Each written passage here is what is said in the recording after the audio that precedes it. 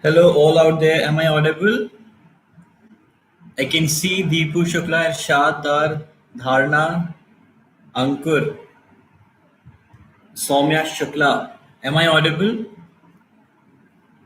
Is my so I'm just going to discuss all the things which we have already discussed 3 days course of RTI, and I'll be also discussing few very important questions which I came across the participants of the course across India.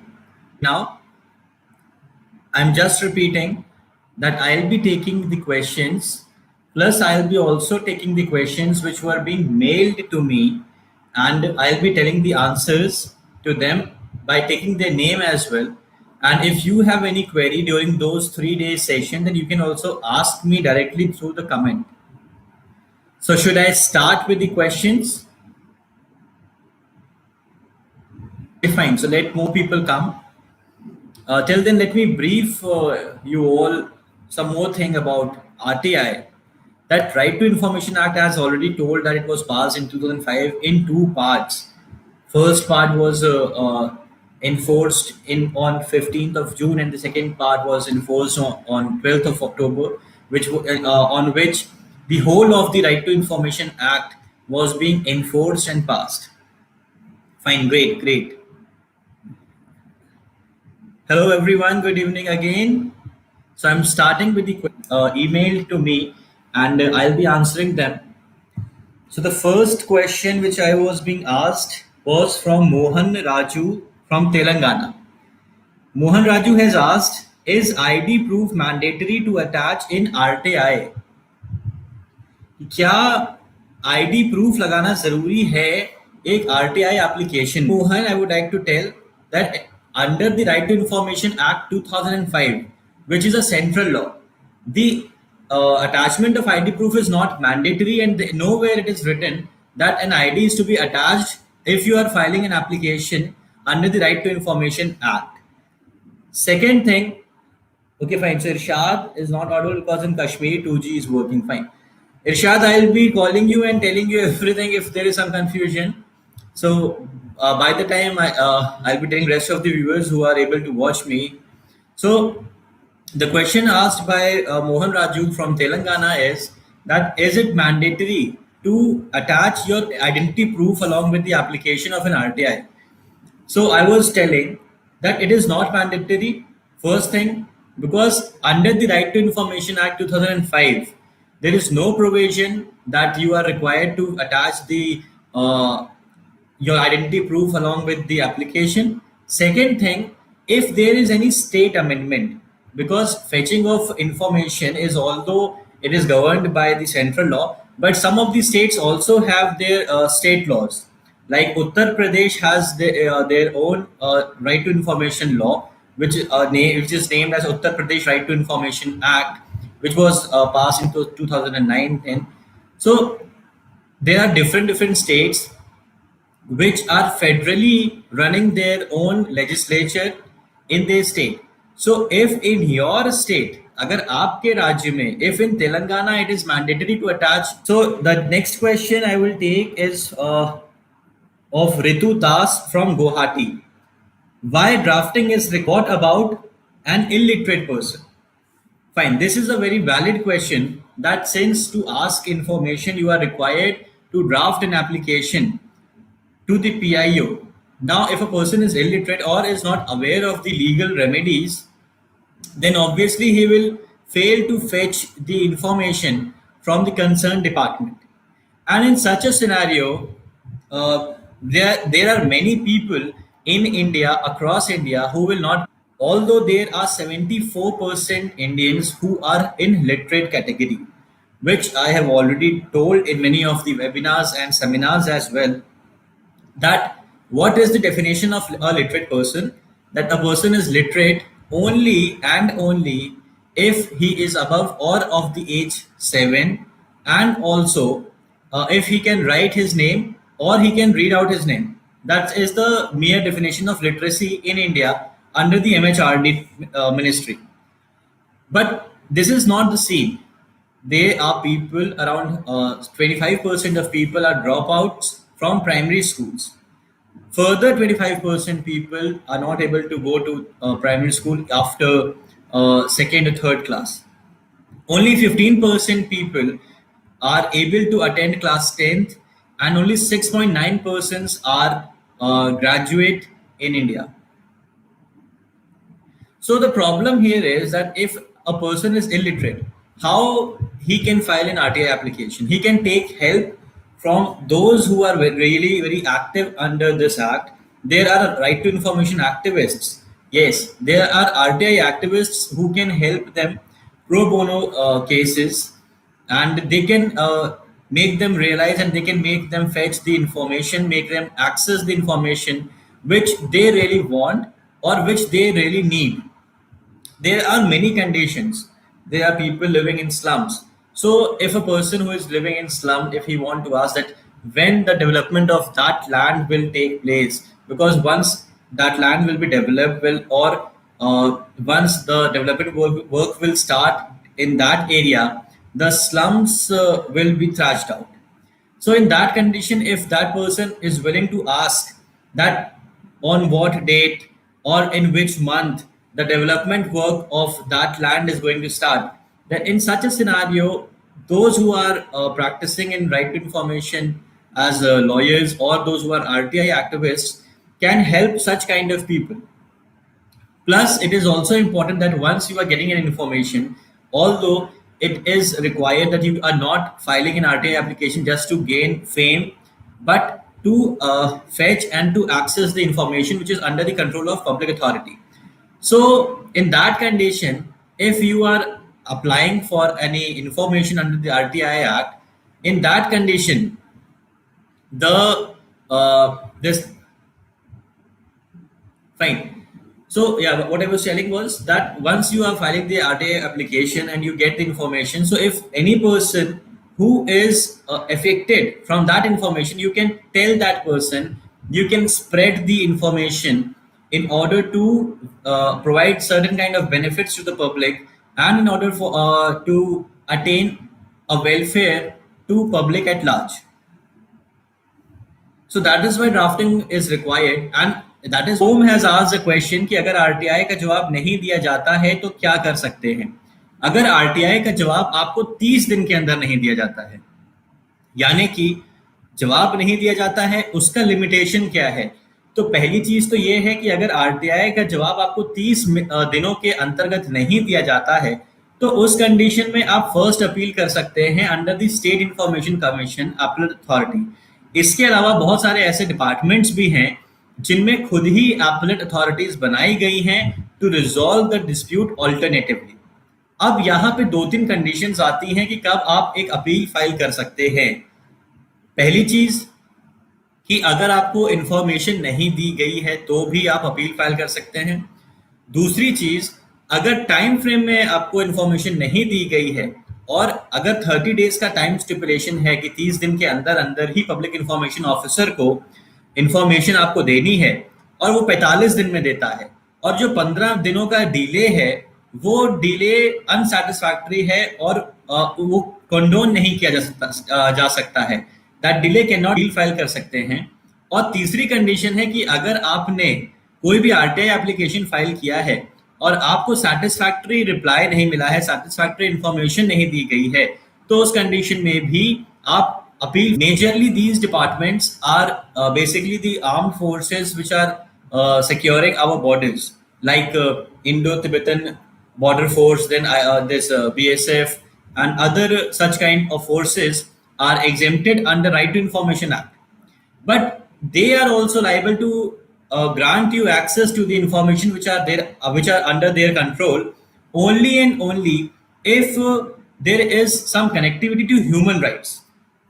अगर मानवाधिकार से संबंधित कोई भी information आप मांग रहे हैं या कोई भी इंफॉर्मेशन ऐसी मांग रहे हैं जो कि मानवाधिकार के वायलेशन से रिलेट करता है, तो इन सारे एग्जेम्प्टेड डिपार्टमेंट्स को भी आपको इंफॉर्मेशन देना पड़ेगा with in the same stipulated period of time.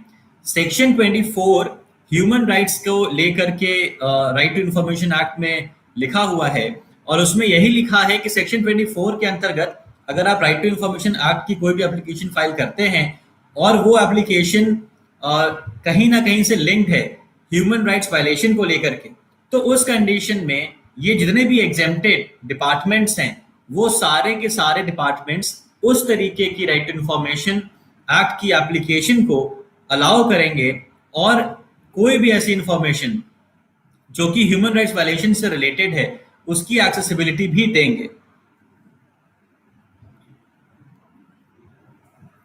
Fine sir, is IPO a user friendly payment method and can a citizen demand information in a particular?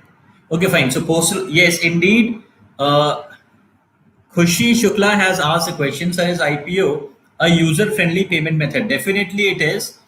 और ये मैं तो हमेशा यही यूज करता हूँ कि पोस्टल ऑर्डर्स ही मैं हमेशा यूज करता हूँ, which is a proof that you have annexed that postal order along with the application, and indeed it is really very friendly because you just have to purchase that postal order from the this thing postal offices. जो भी आपका डाकघर होगा वहां से आपको postal order मिल जाएगा, तो it is really very friendly और इजीली अवेलेबल भी होता है. Fine, so the next question is, can a citizen demand information in any particular language? Indeed. Ankur Sharma has asked a question, can a citizen demand information in any particular language? Indeed, he can ask that if he is well versed in certain language, because अभी recently ही Supreme Court का judgment भी आया है, कोई भी person, that if any person is versed in his native language, then he can seek information in his own language only. Now, suppose you are from, say, Telangana or Kashmir or West Bengal. Now, you have filed an application asking some authority from Uttar Pradesh. Now, what they can do, they can give you information in Hindi or in English, because only these 2-3 languages are official in the departments of Uttar Pradesh. But if you ask that they should provide you information in Bengali language, then they can try for that. And if it is not possible for the PIO, he can send you in the language which is official in that state or native in that state, and then you can get it translated. But indeed, the Supreme Court and the High Courts have said in this that yes, you can ask, but it is not mandatory to fetch the information in that language which you have asked in. So you can ask that such and such information should be given in Bengali language or in certain other language which you are required or which you are good in it. If a land belongs to the state government and, for instance, the private person grabs the land illegally, how can I draft an application? Fine. So Mr. Irshad Dar has asked a very valid question, that if a land belongs to the state government and, for instance, the private person grabs the land illegally, how can I draft an RTI application? So Mr. Irshad, the application will be drafted in the same manner as given in the third video. The address will be changed, the subject will remain same, the questions you ask will change, and rest of the application will remain same. The point is that, and that private person is trying to acquire that state property, then in that case you can ask the Lekpal to demark the land. You can ask him for the demarcation process, जिसको पैमाइश भी कहते हैं.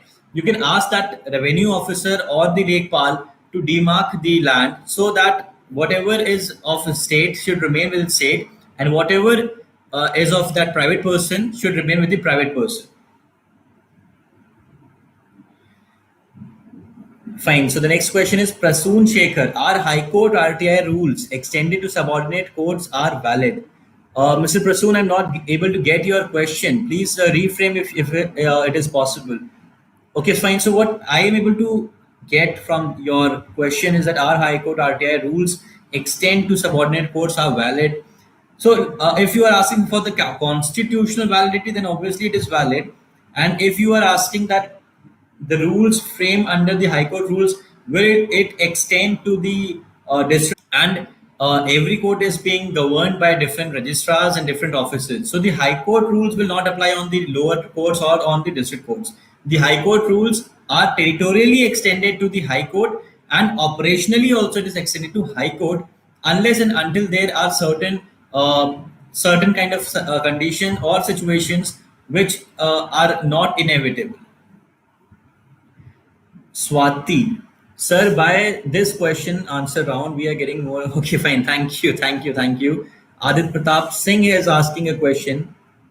Can RTI be filed against NGO indirectly governed by go? Exactly. Your question itself contains the answer as well. That obviously an RTI can be filed under the government organizations, under the government bodies to ask information about certain non-governmental organizations. Because if any non-governmental organization or a body is getting aided or funded by the government bodies, then indeed you can ask for the information. You can file an application in the government department to the PIO or to the APIO, and you can ask for the information in that regard. Fine. So I'll be taking the next question. That can CCTV footage be provided? This question is being asked by Akash Singhal from Mumbai. That can CCTV footage be provided? So, would anyone like to answer to that question? That can CCTV footage be provided under Right to Information Act? आप में से कोई जवाब देगा yes or no? कि क्या CCTV footage RTI act के अंतर्गत एक इंफॉर्मेशन में आएगा? Those who are attending can. Okay, fine. So Adit says no. But the answer is yes. That yes, CCTV footage will also come under the definition of information. Now, why will it come under the information? It will come under the definition of information because or there is a certain kind of a thing which is which makes a ground under section 9. Then also PIO can refuse you to provide the CCTV footage, and if that CCTV footage contains any kind of information which is exempted under section 8, then in that case that CCTV footage will not be accessible to you. So generally, CCTV footage can be given you under the Right to Information Act, and you can you can access the footage of CCTV. But in certain conditions, when it is exempted under Section 8 or will come under the purview of Section 9, then in that case, CCTV footage is not an information, and it cannot be given to the person who has asked for it. I'm getting some more questions over here. Kriti Shukla has said yes, sir, it can be. Animesh Pandey said yes, sir. Sajal Avasti says depends. Nasir Ahmed advocates sir definitely. Ria Pandey is asking a question: can Office of CJI of India comes under RTI Act? So first thing is CJI itself contains the word India, that is Chief Justice of India. Second thing is that yes, the office of CJI comes under the RTI purview only and only if the question which you are asking is not related to his private life. If you are asking any kind of a question which you feel that it is very good for the public welfare, or it will affect the public at large, then obviously the CJI office will also come under the purview of RTI. Fine. So the next question was from Ankur Sharma. Is there any scope of second? Yes, indeed, there is a scope of second appeal under RTI Act, that if you're not satisfied with the judgment or the order of State Information